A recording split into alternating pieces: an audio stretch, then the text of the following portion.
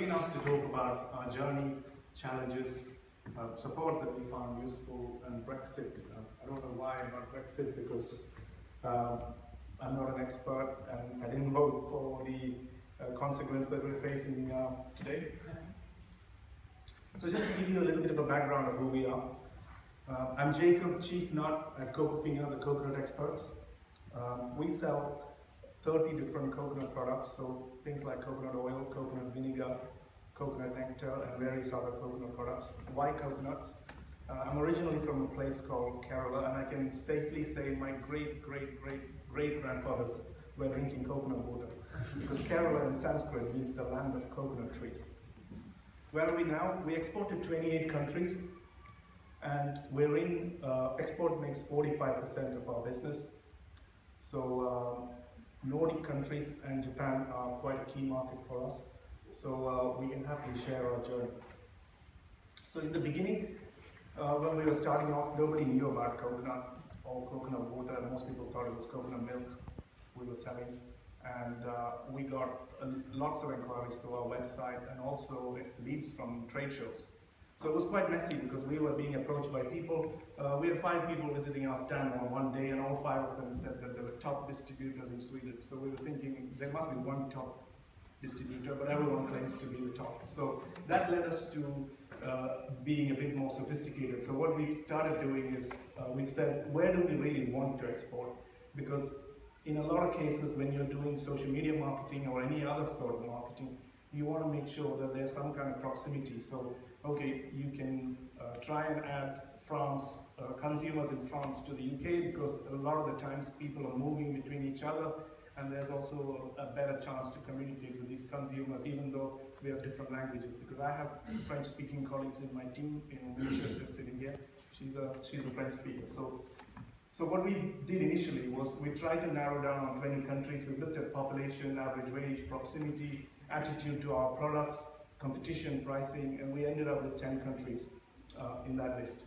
Then we started doing retail structure mapping. So basically, if you compare it to Sweden, for example, there's grocery stores, there's health food, there's a multiple health food chain called Life, then there's independent health food retailers. So organic food is not something that's quite novel in a place like Scandinavia, because it's an everyday product. People buy organic products in the supermarket. So we started looking at that, and we thought, okay, we can deliver directly into Sweden by pallets. We can do the delivery quite well. So we decided that we were going to go for Scandinavia first. Then we started looking at the trade structure. So if you look at Finland, they were one of the earliest distributors that came to us during a trade show and said that they were very, very good. But unfortunately, they were a small distributor in Finland.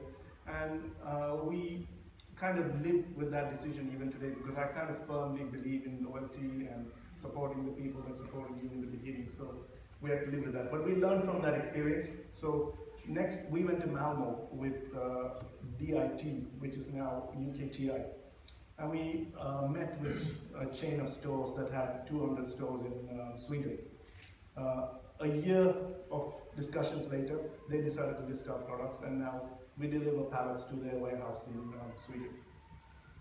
Then we did the retail structure mapping. After that, we started trying to map what the structure of the trade was. So where did the distributor fit in? Because often a lot of distributors agree on exclusivity. Let's say, for example, if there was a small distributor somewhere in Birmingham and they were asking for exclusivity for your products, you probably wouldn't give it. But when you go abroad, the sensibility seems to go out of the window, because people seem to think, oh, that's a great idea, because he can distribute to all the forecourts. But what happens to all the other things that are going to come in the future? I've just been shown the 5-minute card, and before the red card, I need to do this quickly. So I think in terms of the next steps, we offer internships to local students, so people who speak Swedish or people who speak French, the markets that we want to get into. So we get one-to-one know-how, because a lot of the time the people that we hire have experience in consuming our products. We get a load of leads through our website. We now know how to quantify and qualify them. We also do, with the students that come. We also do some email marketing and calling. So if I have to summarize 2 lessons, one of them is good things come to those who wait. It's not a Guinness ad, but we've turned down a lot of distribution requests because every lead is not a chance to sell. If someone's, like we said, like we need someone on the ground. So you need someone like me who has the same beliefs like me, who is going to represent my products with passion on the ground. So we make sure that we always visit the country, we visit their facility, we make sure that we know who they are, what their beliefs are. So that's what we do.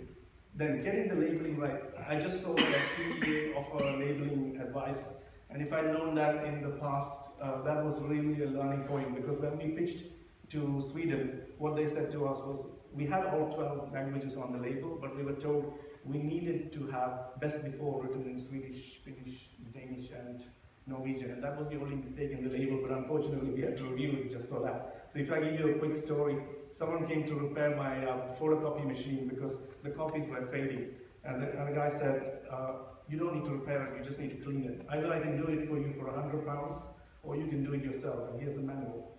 So I thought, are you telling your boss that you're turning business away?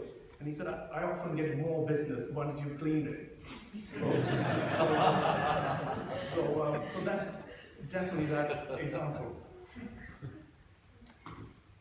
So definitely do your homework. Make sure that you work out the regulations, and your local partner needs to know what the regulations are, otherwise you shouldn't work with them. Every lead is not a chance to sell.